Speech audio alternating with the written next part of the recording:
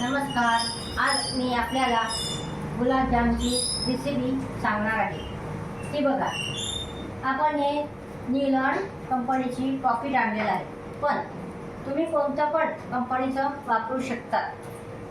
आता बघा, हे पॉकेट आपण काढून घ्यायचं. आपल्याला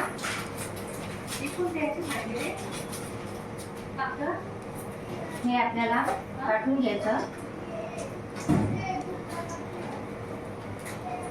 त्याकरता आपल्याला काय काय लागते हे आपण बघा. ह्या पाकिटाला आपण एक ग्लास साखर घेत आहे आणि त्याला आपण 1.5 कप पाणी टाक. पहिले आता आपल्याला हे भिजवून घ्यायचं आहे, पण भिजवताना हलक्या हाताने. कणिक जसे आपण मळतो, म्हणजे कणिक कशी मळतो जोरात, तसे आपण हलक्या हाताने हे मळायचे. आपल्याला पहिले ह्याच्यामध्ये जे गोळे बनलेले असतात ते आपल्याला मोडून घ्यायचे.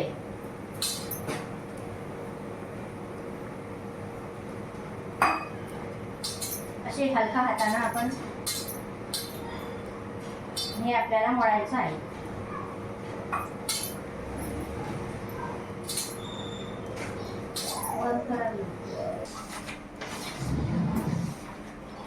बघा, आता आपला हा आपण हलक्या हाताने मळून घेतलेला आहे. आता तो नरम होईल तोपर्यंत आपल्याला चासणी करायची आहे. आता चासणी करता आपण 1 ग्लास साखर टाकत आहे. त्याच्यामध्ये 1.5 ग्लास पाणी घ्यायचं आपल्याला.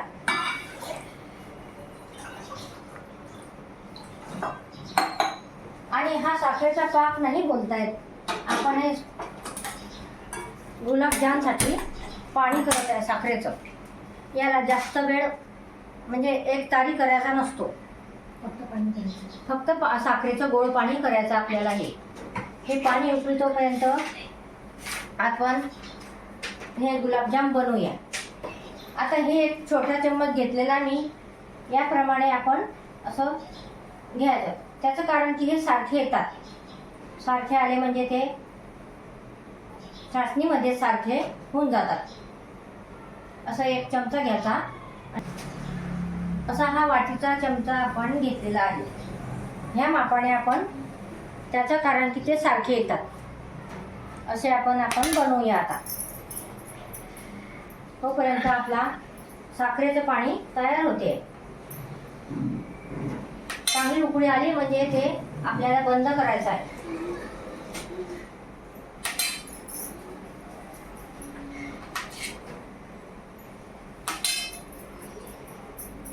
असे आपल्याला हे गोल गोल हाताने फिरवायची आहे. आणि ह्या चमच्याने घेतले म्हणजे ते सारखे येतात.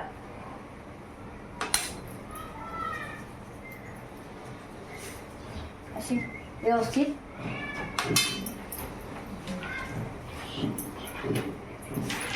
आपल्याला हे दिसतच असेल, असे चमच्याने घ्यायचे.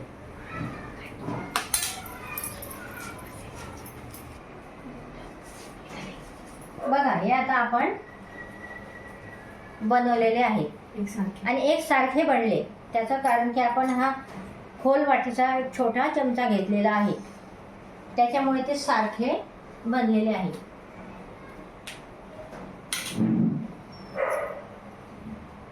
आता बघा, आता आपलं हे तेल तापलेलं आहे.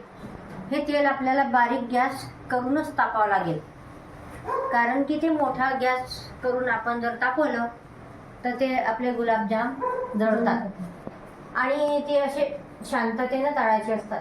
असे मोठा गॅस करून आपण तळू शकत नाही. बारीक गॅसवरच तळता येईल आपल्याला. बघा, आता आपण हे तळून असे हळू सोडायचे. ते त्याला घाई करायची नाही.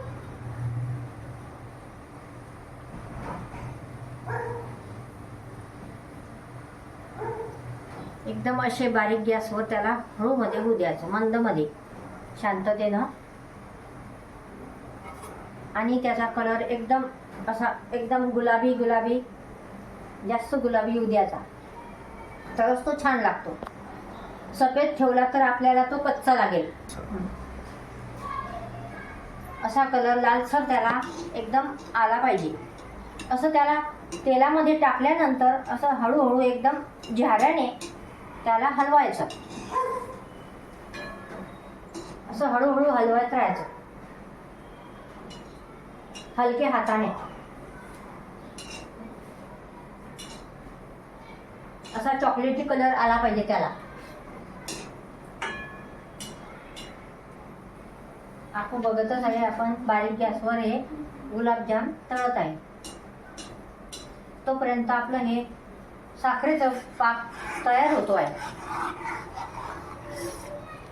पाक म्हणजे आपल्याला एक तारी नाही बनवायचा. चांगली उकळी आली म्हणजे आपण बंद करू त्याला.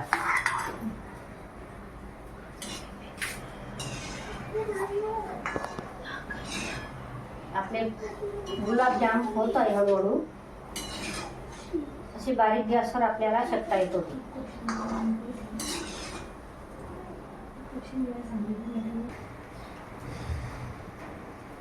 हे बघा, आता आपण टाकलेले आहे ना, त्याला ते असे हळूहळू हलवायचे उलटा झारा करून. मग ते सारखे गोल गोल फिरतात तेलामध्ये. ते सारखे तळल्या जातात आणि कच्चे पण राहत नाही. असे हळूहळू दिसतात ना आपल्याला, फिरतात ते.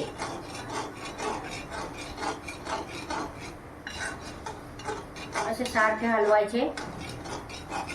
आता त्याला कलर येतोय थोडा थोडा, चॉकलेटी कलर येऊ द्यायचा त्याला. बघा, आपल्याला दिसतच असेल आपले गुलाबजाम कढईमधले.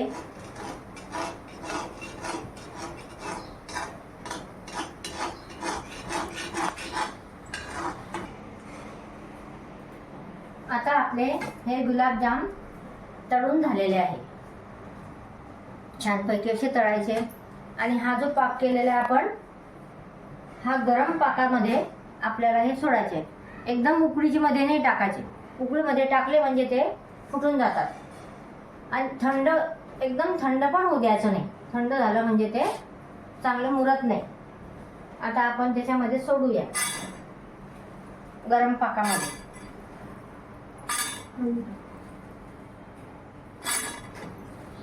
आणि हे 1-2 दिवस तरी मुरू द्यायचे.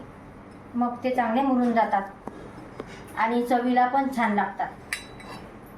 आणि घरामध्ये राहिले आपले तर असे फ्रीजमध्ये 8 दिवस तरी राहू शकतात. आणि मुरल्यानंतर एकदम छान लागतात. हे आपण असे गरम गरम नाही खाऊ शकत, कारण की त्याला त्याच्यामध्ये पाक जात नाही ना, त्याच्यामुळे आपण त्याला मुरू द्यायचे. असे हे आपले गुलाबजाम झालेले आहेत. बघा, हे आता आपले 32 किंवा 35 झालेले आहे. याला आपला खर्च 150 रुपये लागलेला आहे. तरी आपण बाहेरची आणतो ते आपल्याला महाग पडतात.